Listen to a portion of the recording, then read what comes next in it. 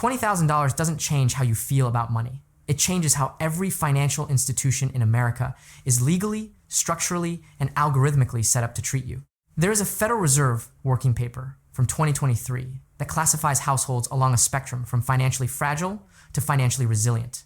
The cutoff the economists use is not $50,000, not $30,000, $20,000 in liquid savings. And here's the part that doesn't make the headlines. Banks run internal account profitability models, and those models have a name for customers below that line. They call them high engagement accounts. Translated from corporate, these are the people we charge the most. Your bank does not want you broke. Broke people can't pay anything at all. Your bank wants you almost okay, precisely stretched enough to occasionally overdraft, precisely worried enough to never walk away from the product. $20,000 is the specific number that breaks that model. Today, I'm going to show you exactly how the model works, why it targets your specific income range with surgical precision, and what the math looks like once you've crossed to the other side. Here's what this video is actually going to do. I'm walking through 5 specific mechanisms your bank uses to extract money from people under $20,000. Then I'll show you how crossing that number changes the leverage dynamic in every financial relationship you have, not only with your bank, but with your employer, your landlord, anyone who needs you to say yes. And then I'll run through an exact scenario with real dollar amounts, because I've spent too much of my life reading finance content that becomes deliberately vague the moment the math gets uncomfortable. By the way, I built a free early retirement calculator because most online ones are mathematically wrong. It uses BlackRock and Vanguard logic to expose the weak points in your plan, and I only ask for your email to send the report so I don't store any of your financial data. Link is in the description. Now, before I walk through the 5 layers, I want to introduce one metaphor that I'm going to use throughout this entire video, because I think it cuts through the complexity better than any chart. Think of your bank as a toll road, not a modern government-operated highway with clear signage and public accountability. The old kind, 1800s. The kind where a private company owned the only bridge over the river, and they set whatever price they wanted because your alternative was swimming. The toll road owner didn't need you wealthy, didn't need you to fail completely either. He needed you almost okay, productive enough to keep earning money, stretched enough to keep needing the bridge. Every month, like clockwork, you showed up and paid. $20,000 is when you build your own bridge. And the moment you do, the toll road operator loses his pricing power over you permanently. Keep that image in mind. We're coming back to it every few minutes. Now, in a few minutes, I'm going to tell you what a former bank branch manager told me about the internal language his institution used for its most profitable customers. Not the marketing language, the internal language. But first, here's why the below 20,000 revenue model is even more precisely engineered than you realize, layer by layer. Layer 1, overdraft fees. In 2022, according to the Consumer Financial Protection Bureau, U.S. banks collected $7.7 billion in overdraft and non-sufficient funds fees. $7.7 billion from one product in 1 year. But here's the number that should actually stop you. 9% of account holders paid 79% of all overdraft fees. 9%. The other 91% of customers were essentially irrelevant to that revenue stream. The bank was not casting a wide net. It was targeting a specific demographic at a specific financial stress level, and it had built a machine for doing so. Banks use transaction ordering algorithms. When multiple transactions are pending and your account goes negative, the bank can process those transactions in any sequence they choose. Some institutions have been caught processing the largest transaction first, which causes the maximum number of smaller pending items to also overdraft, rather than processing smallest first, which would minimize the number of fees charged. Wells Fargo paid $1.4 billion settling a class action suit over exactly this practice. $1.4 billion because the algorithm was more profitable than processing transactions in the order they arrived. That's not a glitch in the system. That was a decision made in a product meeting. The toll road doesn't merely charge you, it engineers the optimal moment of the toll. When you have $20,000 in savings, you never overdraft. Not once. The algorithm has no entry point into your life. The toll booth is simply not on your route. Layer 2, credit card interest. Federal Reserve consumer credit data for 2024 shows the average American household carrying credit card debt paid approximately $1,300 in annual interest, $1,300 a year, compounding against you at somewhere between 22 and 29% APR, which is where most major cards sit in early 2026. The people paying that interest are overwhelmingly the people without a savings buffer. Not because they're irresponsible, because without a savings buffer, the credit card becomes the emergency fund by default. Car breaks down unexpectedly, the card absorbs it. Dentist bill arrives, the card takes it. And once an emergency is absorbed that way, you can't zero the balance at month's end because the emergency already consumed next month's surplus. The balance stays. And at 24%, a balance stays with tremendous enthusiasm. The credit card industry has a classification system for cardholders. People who carry revolving balances and pay regular interest are called revolvers. People who pay in full every month and generate zero interest revenue are called transactors. And here's the actual term the industry uses for transactors. I want you to hear this. They call them deadbeats. That word appears in trade publications, industry conference presentations, internal documents. The person who uses the product, collects all the rewards points, and refuses to be profitable is a deadbeat. That should be your stated goal. Become the deadbeat. Layer 3, account maintenance fees. Bankrate's annual checking account survey for 2025 put the average monthly maintenance fee at roughly $180 a year, which banks waive if you maintain a minimum balance, typically between $1,500 and $5,000, depending on the institution. Here's the mechanism. If you're building savings from a low starting point and you have one bad month, irregular paycheck, unexpected bill, your balance dips below the threshold, $15, right when you can least afford it. Not a penalty for being irresponsible, a fee for being financially vulnerable at a specific moment. The bank knows the difference. The fee is calibrated to land at exactly the wrong time. Layer 4, the desperation premium on borrowing. A National Bureau of Economic Research working paper found that borrowers under measurable financial stress pay between 1 and 2 percentage points more on loan products than financially stable borrowers with comparable credit scores. Let me make that specific. On a $30,000 car loan over 60 months, 2 extra percentage points costs you approximately $1,600.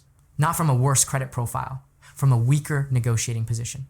That is the price of being stretched invisible, never disclosed, but priced into every offer you receive when the lender senses you are not in a position to walk away. And lenders absolutely can sense it. When you have $20,000 in savings, you have a second bridge. The moment the lender knows you have a second bridge, the price on the first one drops. Not because you became a more creditworthy borrower, because you became a less captive one. Layer 5, the psychological tax. This is the one that never appears on your bank statement. It may be the most expensive of all 5. A paper published in Science in 2013, Mullainathan and Shafir, Harvard and Princeton measured the cognitive impact of financial stress by administering identical logic and reasoning tests under high and low financial stress conditions. The result? Financial anxiety impaired performance by the equivalent of 13 IQ points. For context, 1 full night without sleep impairs cognitive function by approximately 8 points. Chronic financial stress is more cognitively damaging than sleep deprivation.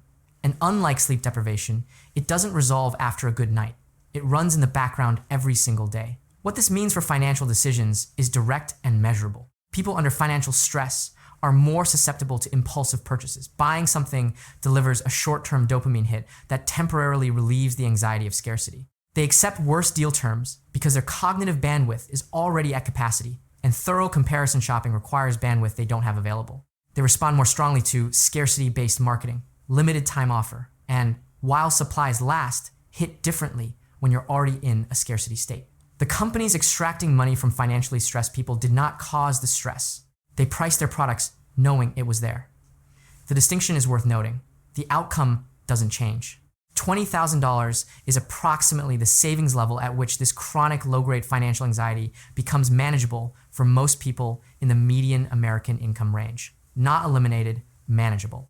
The 13 IQ points return, and with them comes the ability to slow down, compare options, walk away from bad deals, and think about next year instead of next Tuesday. That is the actual value of the threshold, not safety, clarity. Now, most financial content stops here. 20,000 equals emergency fund. Good, done. But what almost nobody explains is what that number does to your relationship with every negotiation you walk into, not only the one at the bank. This is where it gets really interesting, and it's the part that changes the most.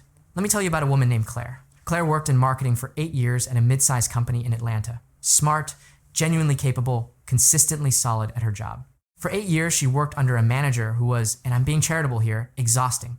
He took credit for her projects and leadership presentations. He dismissed her ideas publicly in meetings, and then used them a week later as if they were his own. He passed her over for 2 promotions she had measurably earned the second time. She had prepared a documented case and presented it directly to HR. Nothing changed. She filed nothing beyond that, said nothing further, and kept showing up every day. Not because she lacked the self-awareness to see what was happening, because she had $6,000 in savings, a mortgage, a kid in daycare, and the math did not support any other conclusion. Her manager had leverage over her. Not formal leverage, no contract clause, no legal mechanism.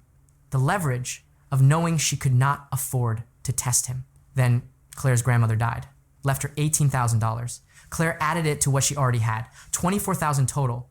Within 90 days, Claire had applied to 3 other companies, received 2 offers, and resigned. The exit conversation generated a counteroffer 23% above her current salary, which she declined because the incoming role was better positioned. None of this required a different version of Claire. She did not develop new courage in 90 days. She did not acquire new credentials. She became non-desperate. And non-desperation, it turns out, is worth roughly 23% of your salary. By the way, hit subscribe if you like this content. YouTube's algorithm is a system that requires specific inputs to surface videos to people who might want them, and one of those inputs is that you subscribe. If you don't, the system may genuinely never show you one of my videos again. That's the mechanic, not drama. What Claire experienced has a name in behavioral economics. Researchers call it outside option value. When you have a credible exit, not a theoretical one, a real one, the value of every negotiation you're currently inside increases. Not because you become confrontational or threatening, because the other party can sense, in ways that are subtle but entirely real, that you are not trapped. Desperation is visible. So is its absence. When you walk into a room knowing you could leave and survive, you walk differently, you speak differently, you hold the silence differently after you've made your ask. And people on the other side of the table read that correctly. The critical word is credible. Below 20,000, any "I could walk away" is a bluff. The other party, your employer, your lender, your landlord, probably knows it, even if neither of you has said so, and they price their offer accordingly. Above 20,000, the option is real. And real changes the entire dynamic. Think about the last significant purchase you made under genuine time pressure. A car you needed by a specific date to keep your job.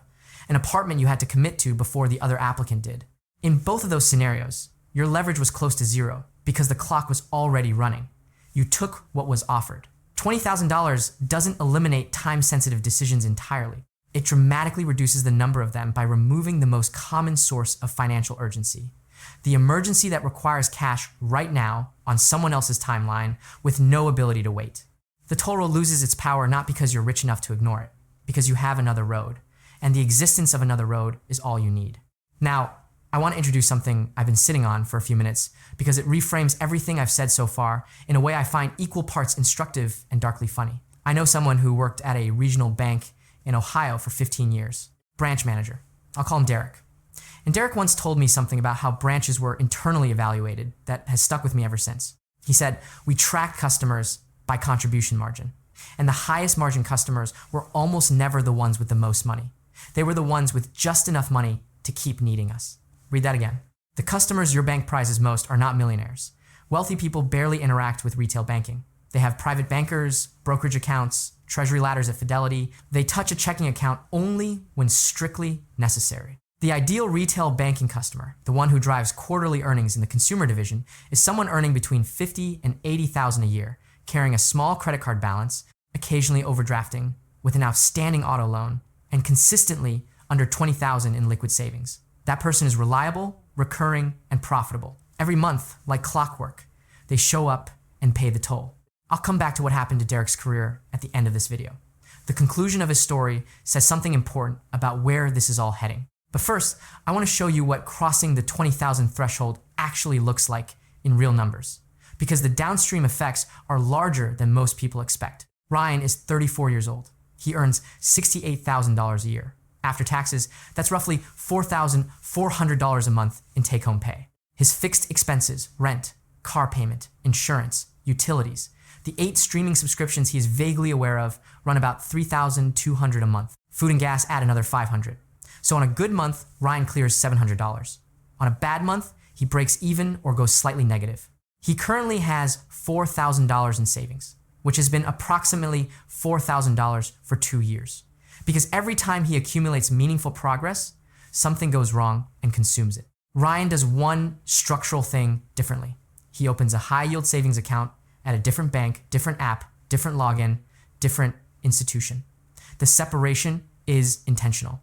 He sets up an automatic transfer of $500 on the exact day his paycheck lands, before he has had any opportunity to see the money and mentally allocate it to something. He keeps $200 in checking as an operational float. Everything else has a specific job. Months 1 through 12, Ryan goes from $4,000 to $9,800, net of a $1,200 emergency car repair he rebuilt over 3 months. He was not perfect. The system didn't require him to be perfect. It absorbed the disruption and continued. Months 13 through 20, Ryan hits $20,000. Here's what changes the moment he does. His credit card utilization, which had been running at 42% because he was using his cards as a buffer between paychecks, drops to 9% as his checking float eliminates the need to charge routine expenses. His credit score increases 31 points in 60 days.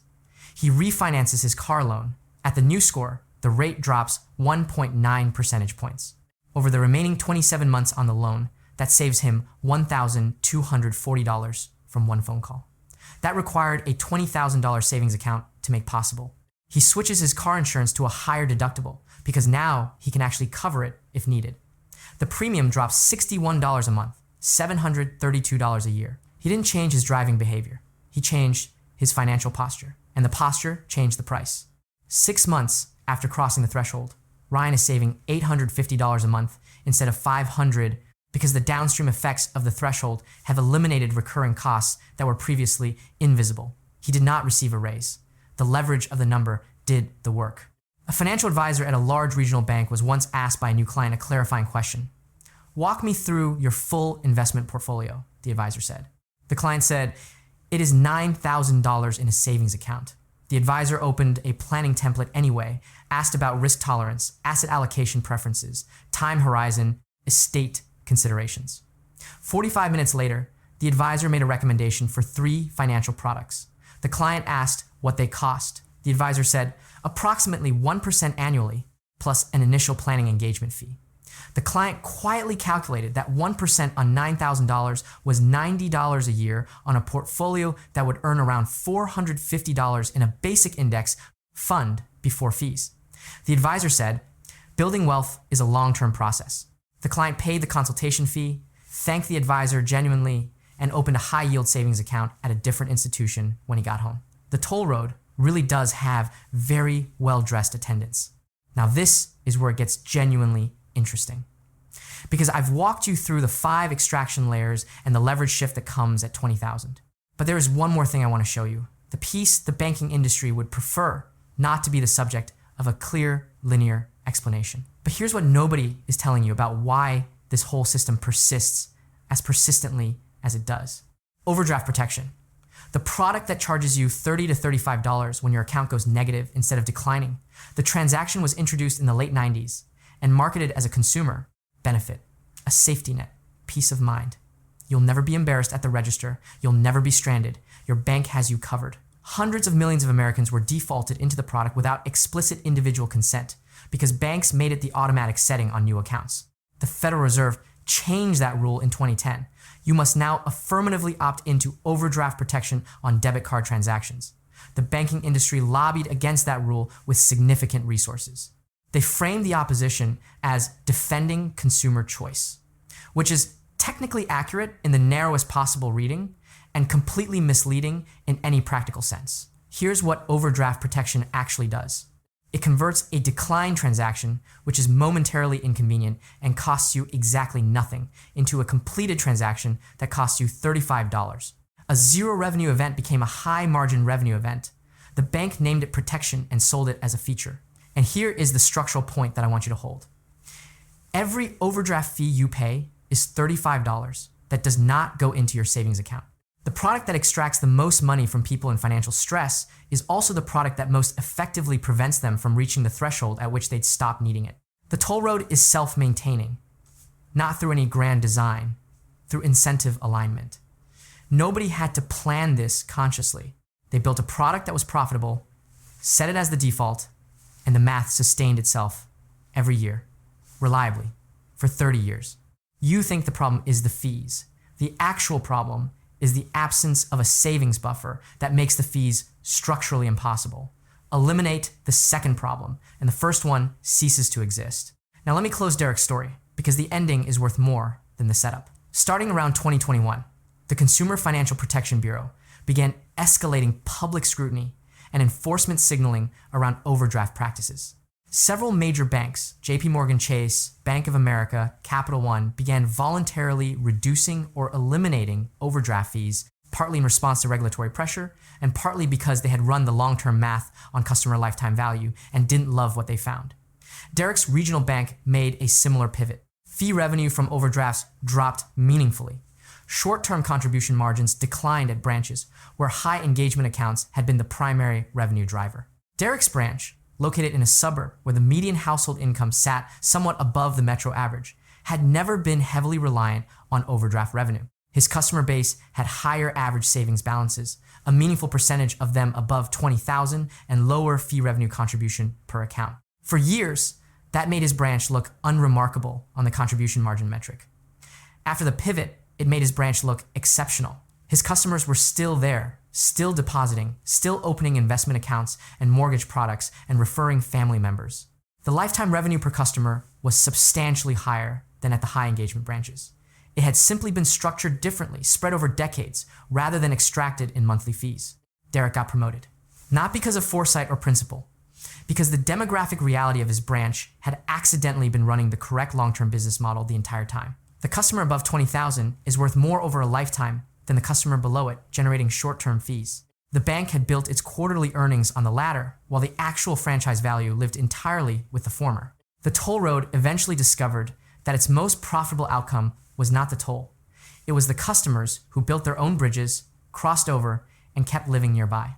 Let me close with 3 specific things you can do starting this week. Not generic, calibrated precisely to what we've discussed. First, calculate your bank extraction rate for the last 12 months. Pull your account statements. Add every overdraft fee, every monthly maintenance fee, every dollar of credit card interest paid over the period. Then estimate the premium you've paid on any loans, car, personal, anything, because your negotiating position was weak rather than strong. Add it all up. For most people, under $20,000 in savings, this number lands somewhere between $1,200 and $3,000 a year. That is not principal on debt you're paying down. That is interest and fees money transferred to financial institutions purely for the privilege of not having enough money. Write that number down and look at it. Because that number is the direct cost of the gap between where you are and $20,000. Every dollar you eliminate from that figure goes directly into the velocity of reaching the threshold. Second, open a high-yield savings account at a different institution from your primary bank. Different app, different login, different mental environment. The separation creates friction between your checking account and your savings, which is the entire point. When your savings are one tap away in the same banking app as your checking account, the psychological barrier to spending them during a moment of stress is nearly zero. When they're at a separate institution requiring a transfer that takes 2 to 3 business days, that friction often provides exactly enough pause to prevent an impulsive withdrawal. In early 2026, a competitive high-yield savings account pays between 4 and 5% annually. A standard savings account at your primary bank likely pays somewhere around 0.2%. On $20,000 over 1 year, that gap is the difference between $940 in earned interest versus $800 of real money, lost to nothing except inertia. Third, calculate your outside option value as if it were a financial metric, because it is. If your primary income source disappeared tomorrow, how many months can you sustain your current life without borrowing anything? If the answer is fewer than 3 months, your leverage in every negotiation you participate in is partially a bluff. Your annual review conversation, your lease renewal, your tolerance for a situation at work that you know is not acceptable. All of it is operating with a hand that looks stronger than it is. $20,000 is approximately 3 to 4 months of expenses for most households in the median American income range. 3 to 4 months of genuine, real runway converts the bluff into a real hand. And when you play a real hand, you play it differently, and the outcomes are different.